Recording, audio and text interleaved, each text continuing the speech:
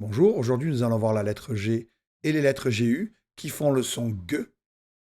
Ici, vous l'avez en majuscule, majuscule et minuscule, comme par exemple dans un gorille. Alors attention, de la même façon que nous avons vu le C qui fait que avec A, O et U, nous allons voir le G qui fait G avec A, O et U. Bien évidemment, vous verrez plus tard, dans une autre leçon, que parfois il peut faire autre chose que G. Commençons. Tout d'abord, nous avons G plus A. Cela fait ga, comme dans un garage. Vous voyez, petit indice, ici, un garage. Nous avons G plus E et on n'entend pas G. D'accord?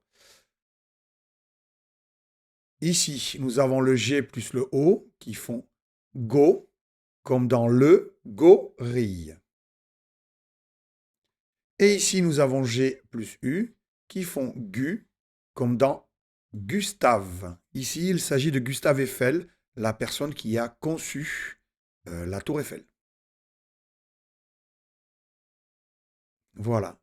Ici, nous allons additionner les lettres G et U avec le I, ce qui fera Guy. Ici, comme vous pouvez le constater, vous n'entendez pas le son U, car le U est uniquement là pour dire au G qu'il doit faire G. S'il n'était pas là, le G et le I feraient un autre son, mais nous en parlerons plus tard, bien évidemment. Donc nous avons la guitare. Vous voyez, G est représenté par deux lettres. Ici, de la même façon, nous avons G et U plus E, et ça fait G. Et de la même façon, le U est là pour indiquer au G que ces deux lettres font G. G plus E, ça fait G, comme dans la vague. Je ne vous l'ai pas écrit ici, mais sachez que ça fonctionne exactement pareil avec Y. GU et Y font G plus I, Guy. Nous allons maintenant lire des syllabes. Je vais vous les souligner comme d'habitude, vous laissez quelques secondes pour les lire, et ensuite je vous donne la solution. À vous. Ga, go,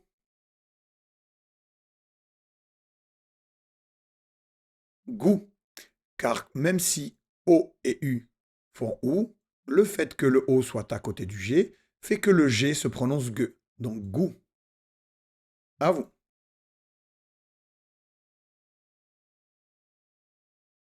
Gu, gant, gueux, gui,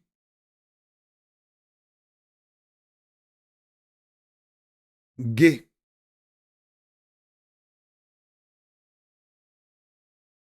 gare,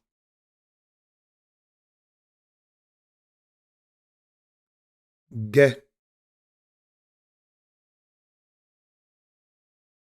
ti,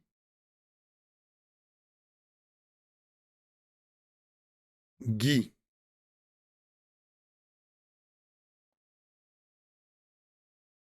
pâle,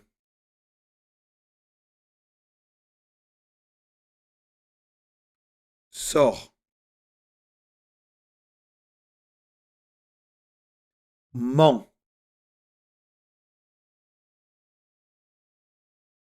tire, lac, dia, tol, suc, tout, ca, go, pu, gué, pisse, gant,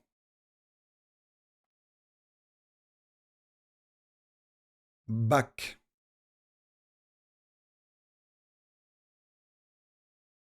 goût,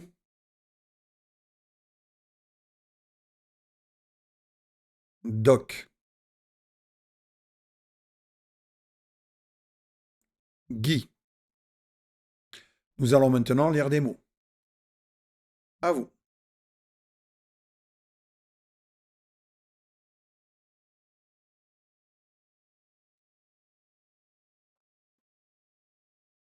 Une gomme,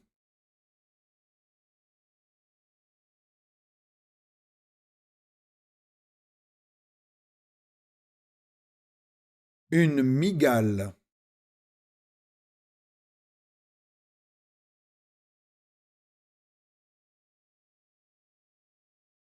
une guitare,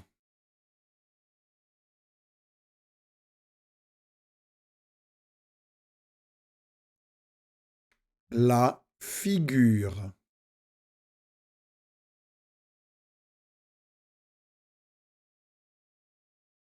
un escargot,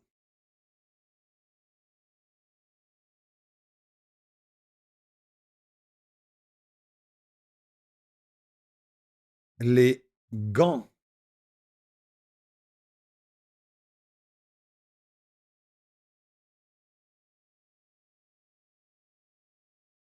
un guidon,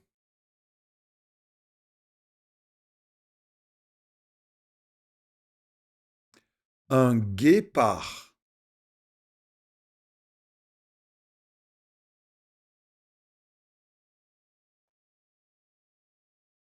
un goéland. Un goéland, c'est un oiseau. D'ailleurs, je ne l'ai pas dit, mais un guépard, c'est un félin, c'est-à-dire c'est un animal de la famille des panthères qui court très très vite. À vous.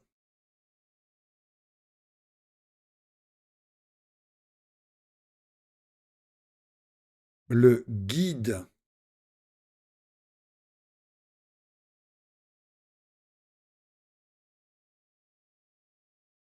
une vague,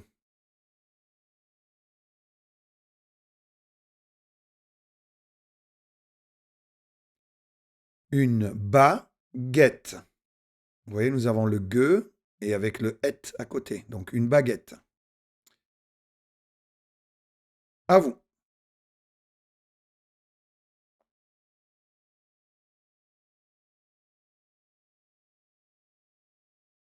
Magali, c'est un prénom, d'où la majuscule. À vous. Guy, un prénom aussi.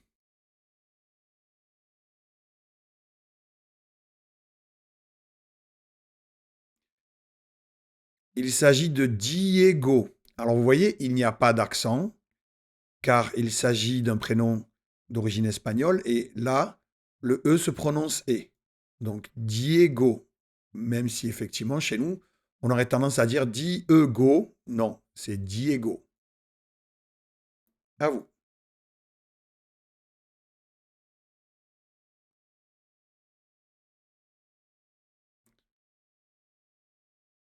Gaël.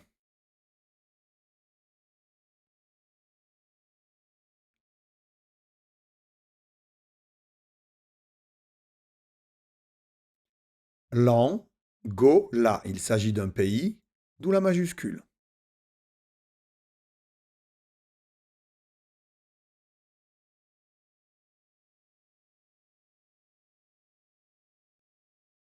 Le Portugal. Un pays encore. À vous.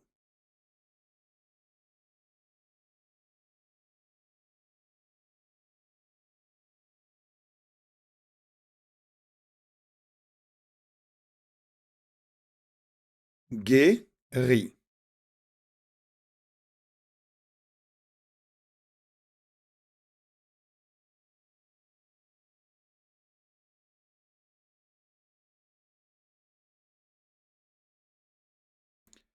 Fatigué.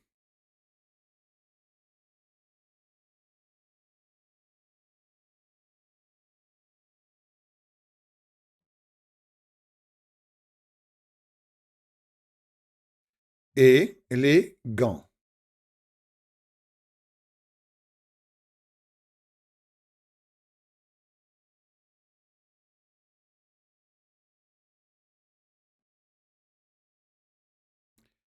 Gâté.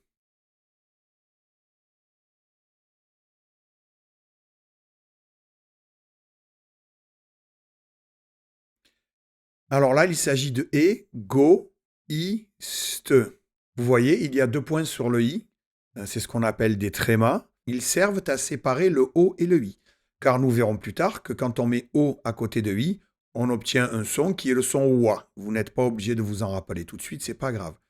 Par contre, quand on a comme ça un tréma, c'est-à-dire 2 points sur le i, ça permet de dire non, je ne veux pas me mélanger avec la lettre d'à côté. Donc on va dire go et on va dire i.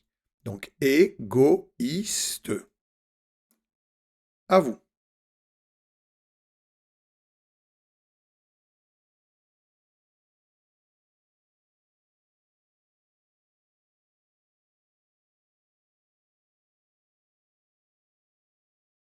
Dégouliner.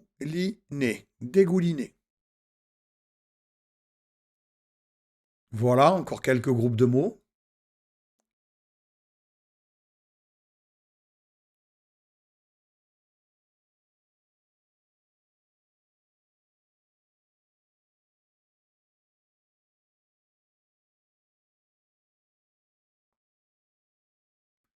Elle galope. Alors, galoper, c'est le fait de courir pour un cheval, par exemple. Donc, c'est une action. Elles sont plusieurs. Vous voyez que le S est muet, car c'est une marque qui indique qu'il y a plusieurs personnes. Si on a elle comme ça sans S, c'est une personne. Si on a elle avec S comme ici, ça veut dire qu'il y a plusieurs personnes. Et galoper étant une action, c'est-à-dire un verbe, vous voyez, le NT qui est à la fin sert à indiquer que plusieurs personnes font l'action. Il ne s'agit donc pas du son en. À vous.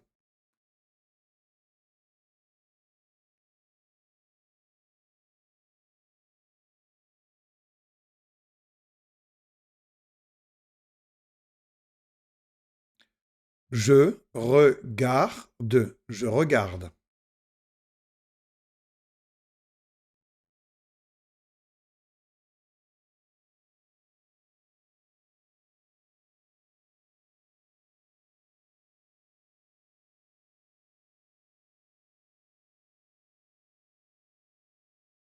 Il se déguise. Il se déguise.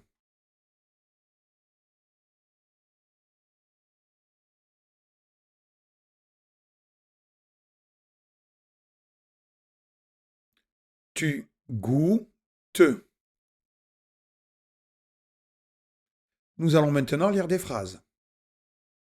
À vous.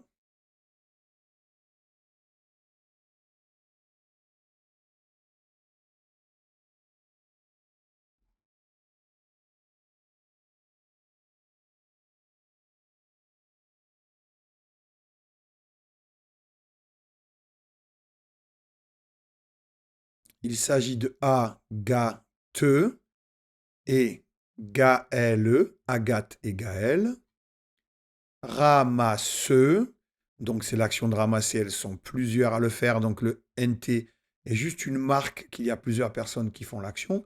Il ne s'agit pas du son en. Je reprends. Agathe et Gaël ramassent la cagoule. À vous.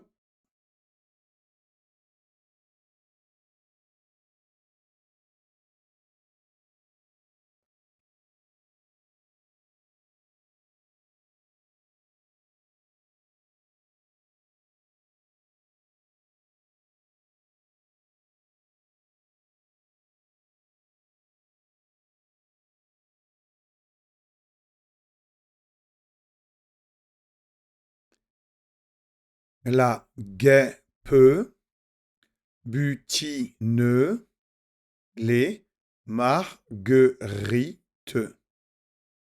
La guêpe butine les marguerites. Pour les personnes qui ne connaissent pas cette expression, butiner, c'est aller de fleur en fleur pour ramasser le pollen. C'est avec ça que normalement les abeilles Et non pas les guêpes, mais les abeilles font le miel. À vous.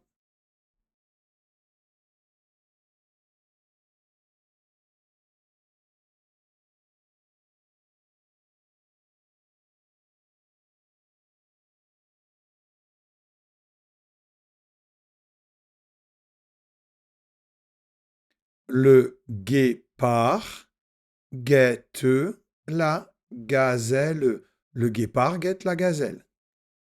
À vous.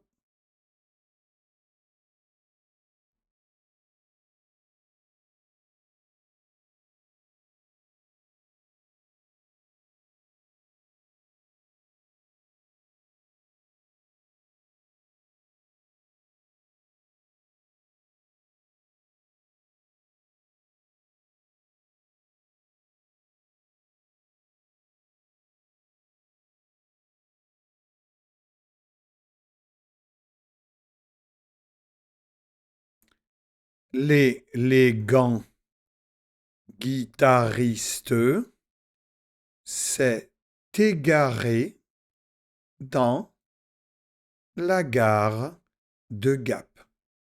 L'élégant guitariste, c'est-à-dire quelqu'un qui est très bien habillé, s'est égaré, il s'est perdu dans la gare de Gap.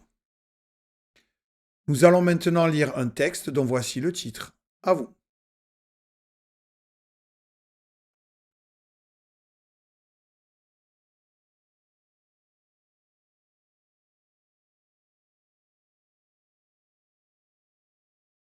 C'était le ferry. Le ferry est un bateau qui permet de traverser, par exemple, de la France à l'Angleterre. À vous.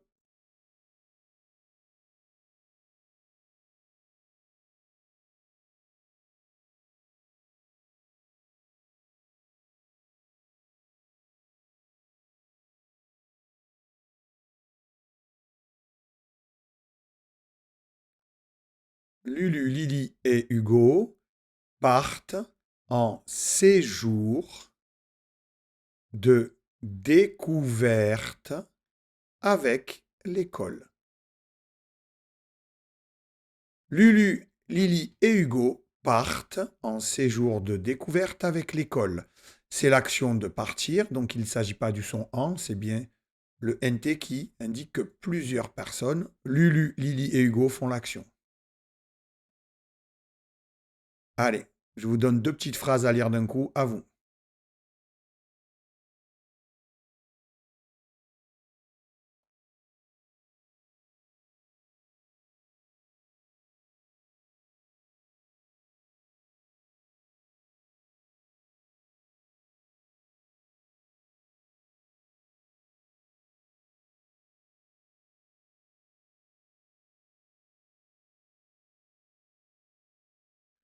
Le ferry est sorti du port.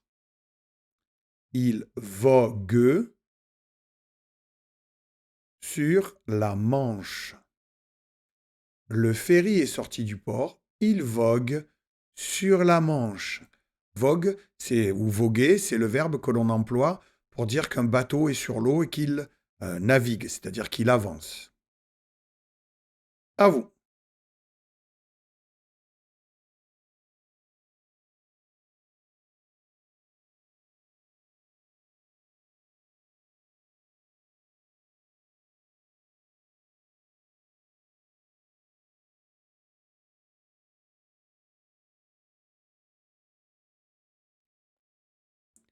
Sur la passerelle, Lily et Hugo regardent la côte.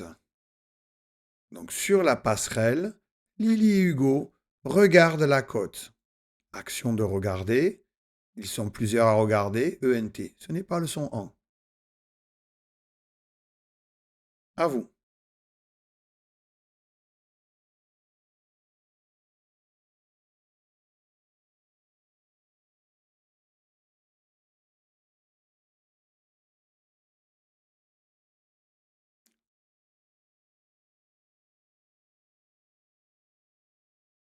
Il y a d'immenses vagues et le navire tangue.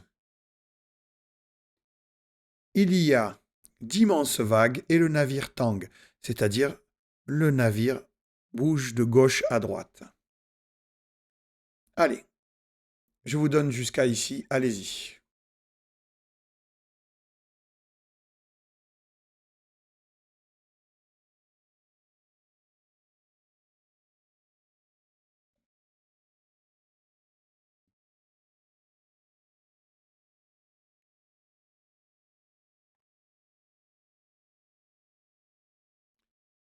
Lulu est malade. Lulu est malade.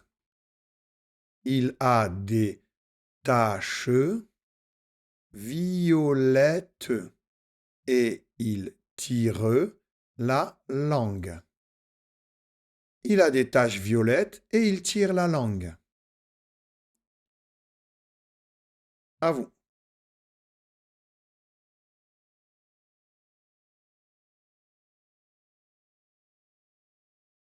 Il a le mal de mer.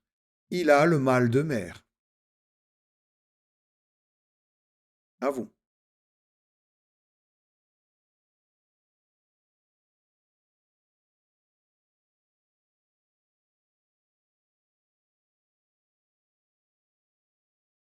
Le navire est chahuté. Le navire est chahuté. C'est-à-dire que le navire bouge et les vagues le font bouger. À vous.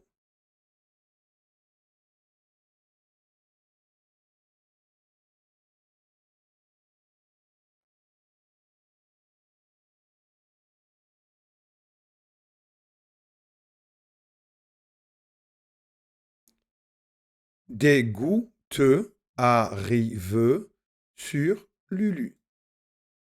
Des gouttes arrivent sur Lulu. Il s'agit du verbe arriver. Plusieurs choses arrivent puisque c'est plusieurs gouttes qui arrivent.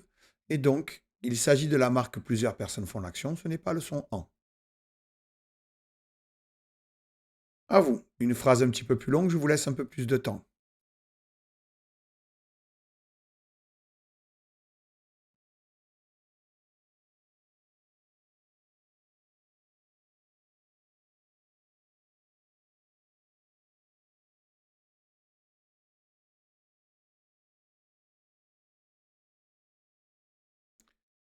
Il relève la tête. Il relève la tête. Et une énorme vague s'abat sur lui. Il relève la tête et une énorme vague s'abat sur lui. À vous.